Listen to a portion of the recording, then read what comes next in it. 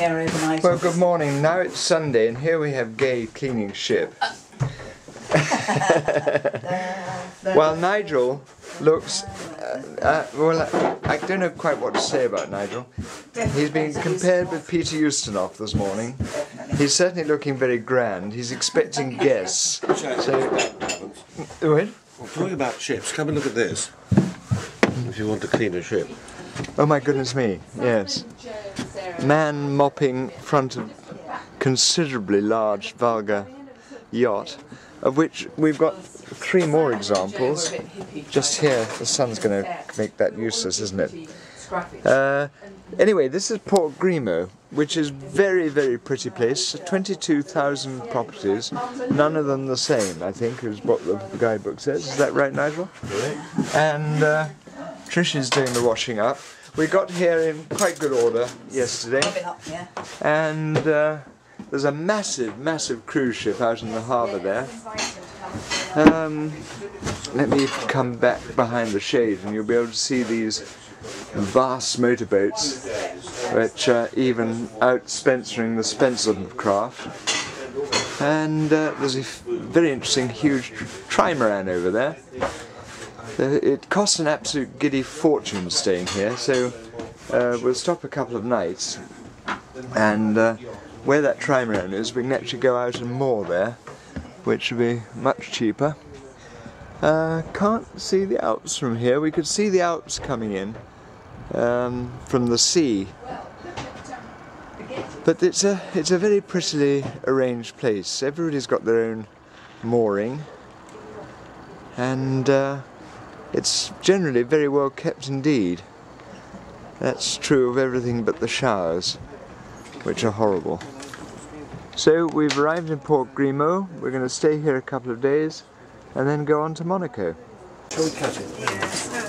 This is a visitation. This is my video diary, in case you wonder why I'm talking to myself. We're trying to découper les blancs que nous avons trouvés dans la mer. Flottant, tombant, dérivant. And the idea is to have a photograph, I gather. We've got these cards from these children with the balloons. What do we do? Where on? I think I better let the photograph take the photograph. Well, I'm taking a bit of a break from things at the moment. Away down there is Saint-Tropez disappearing, and over there we've got the Alps. We've actually got a reasonably calm sea, and the girls are sitting taking the sun, and Nigel's inside getting some lunch. We've had some drama because the boom came away from the Main Street Traveller, and I just had to spend a couple of hours, or it feels like a couple of hours, I don't think it is actually, to get everything back into shape so that we can use the mainsail again.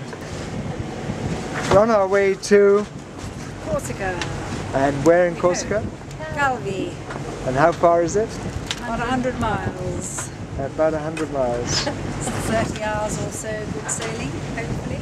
Well, less with a bit of luck. Less with a little luck. Well, we've got a pretty busy sea here at the moment. It's blowing quite a gale, and I'm hoping that I might just snatch a glimpse for you of a couple of little baby dolphins which are playing with the front of the boat.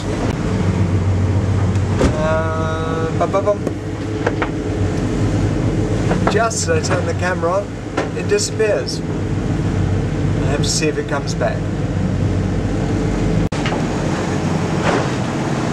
Well, it's halfway, and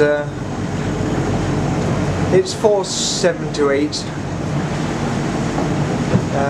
Every now and then the waves lash us about a bit.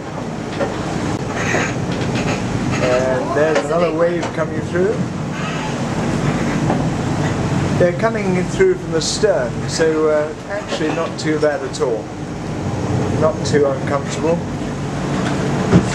and we're making very good time indeed. We've only got one engine running at very low revs. So this is what it's like in a catamaran in a force 7 to 8 gale in the very middle of the Mediterranean. We're 59 miles to go, so we're just about halfway, almost halfway. Well, good morning campers. This is, what day is it today, Nigel? Tuesday. Well, it's Calvi, it must be Tuesday. There speaks a man who's been on a cruise. We've just got the car out, or actually, in this case, the boat, and there's a most magnificent beach line, and if I can get it without the wind causing problems, wind here again, absolutely fantastic mountain range. This beautiful schooner has just sailed in and anchored next to us, and there's the Citadel with another guy who came in last night, and the rest of the town which we're going to explore later. We're in the Citadel now, and we're finding our way up to a point de vue. Amazing. I've been in lots of forts, but this one has got quite the most impenetrable fortifications you've ever seen. Look up there. And we're right inside now. We're not on the outer wall. Once up here, it's really part of a protected town, I guess, guys, isn't it? There we go. These people would have been safe. We've just been reflecting on our arrival last night. We came from literally over there, the direct line to Saint-Tropez, and there's a very good lighthouse sitting up there, but as you can see to the right of it there's a great big lump of rock, and you've got to go outside that, and that's not lit. We got here alright, we're safely in the port. Some aloe vera growing there. Smashing spot. The Corsicans claim that this is the birthplace of Christopher Columbus. Nigel points out, Nigel, you better tell us the history, that he was not Spanish. He was Genoese, and Corsica belonged to the Genoans until it was, I think, taken by the Venetians and then sold to the French in about 1760.